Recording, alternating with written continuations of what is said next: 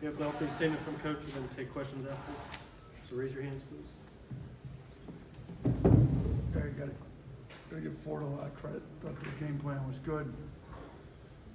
They were very physical with us. It's hard to get our guards going early in the game. But we let some offensive frustrations lead to some defensive letdowns that led to them opening it up. I mean, we weren't playing great on offense for a large part of the first half. We were still in it. I mean, it was a 2-point game. Late in the first half, I think we gave up about 20 points in the last 5 minutes of the first half. I just felt like, their physicality, their defensive intensity, our offensive struggles led to us not playing like we needed to on the defensive end, which was keeping us in the game while our offense was struggling. And then it got opened up, and then we had it happen again in the second half. I thought we were trying to make a run. We couldn't get any easy buckets. They did a great job on defense, and we kind of had some more defensive letdown. So disappointing loss. First time we've had back-to-back losses in conference play in a couple of years around here, but we have to bounce back and be ready to go on Saturday and see how high of a seed we can get going into Nashville. Like, You have an update on Rylan, and what did you see on that play that got injured and then led to your technical foul? You know what? He's got a calf injury that we're getting an MRI on in the morning, so I'm not sure what.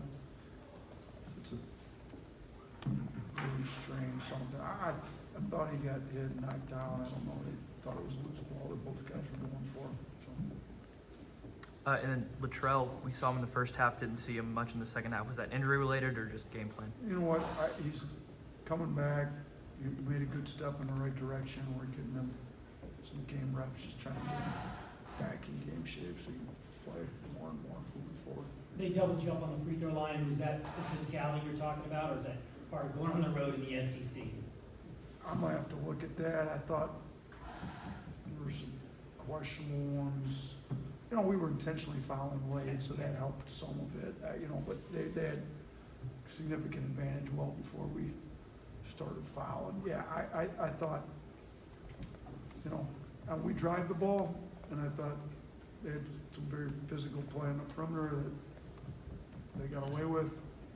They put in the posts and got to the free throw line, and things were, ball screen. I'm gonna have to go back and look at these calls. But yeah, it's not a recipe for winning games when you get doubled up to the free throw line. I mean, you look everywhere else, they shoot 47%, we shoot 44%. We make 5 threes, they make 7 threes. We rebound even. We turn it over 4 more times, but when you shoot 21 more free throws, it's hard to win the game. Nick Kelly, go ahead on Zoom. Guys, I said raise your hands, please. Yeah, Nate, you've had some moments where defense has been better against Tennessee and then tonight, but then just some lapses that we've seen throughout the season. How do you get some of those good defensive moments over a longer period of time from these past 2 games?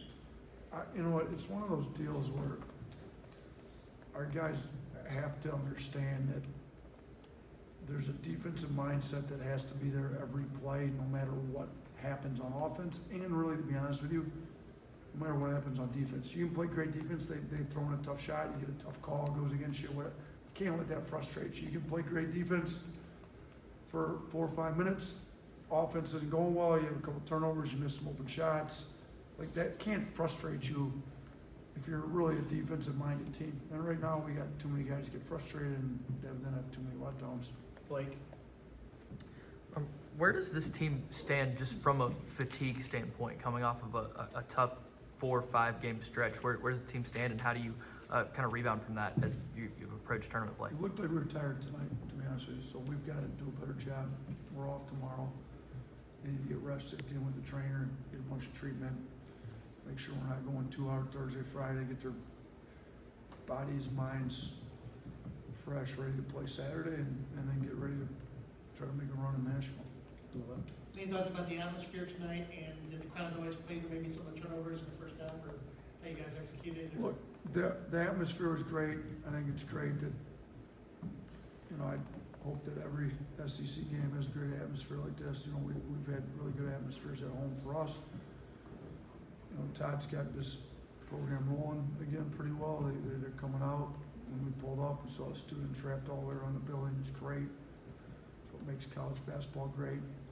I don't know if it had anything to do with the turnovers or not, but when they needed some stops, the crowd got behind them and certainly looked like it helped them. I talked to our team, like whether the, 11,000 people, 15,000 people are for you or against you, it shouldn't really affect your focus and your effort, but it certainly looked like it did tonight in the wrong way for us.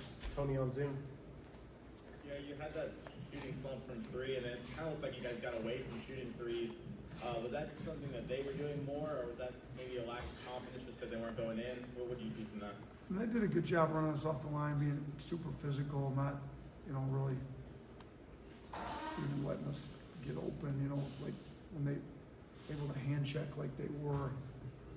You can't beat anybody, you don't collapse any help, and, we weren't able to we don't want to take bad threes, so if you can't get some help and kick them to open shooters or get open on some screens, and they're super physical on off-ball screens and on our drives, it's just hard to create threes. So, we probably took a couple bad ones and weren't shooting them well, and I did think we passed up a few we probably should have taken early in the second half, but they did a good job. Their game plan was well. They're super physical with us and it worked out well tonight for them. Two more. Nick Alvarez.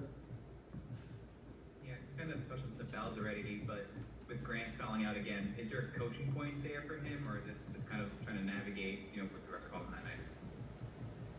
I'm gonna have to look at the fouls. Last game there were some cheap ones. I thought this game there was some cheap ones. I don't know. I gotta look at them. If we can make some teaching points, we need to, because we need him in the game longer. He's been able to stay in the game these last two games. Last one, Jack. Yeah, Nate, I think 5 floor players in double figures tonight. I know Will Richard was someone you said you wanted to kind of lock in on. I think he had 23 points with. Was that something they were kind of doing differently, or was just that down to some of that lack of energy that kind of ended up defensively for you guys? Yeah, I thought that they got out in the break. I look at, I'll have to look at what our analytics had, but fast break points were 27 to 8 on them. I have to see how many of those he got. We didn't do a very good job in transition. Our guys weren't getting back. Points off turnovers, 17-7. So they turned us over, got stuff in transition, he got loose. I didn't think we did a terrible job on him in the half court all the time. I think he hit one off a kick out that we weren't supposed to be helping on. So we had a few screw ups, but yeah, he's played well against us both times. We probably did a little better job on Clayton, maybe. We still ended up with 22, but he got 15 of them at the free throw line last game. He got 16 threes off. We did a better job making sure he didn't get threes off, but he kind of went with the line tonight. Thank you, Coach. Thanks, everyone. Thank you.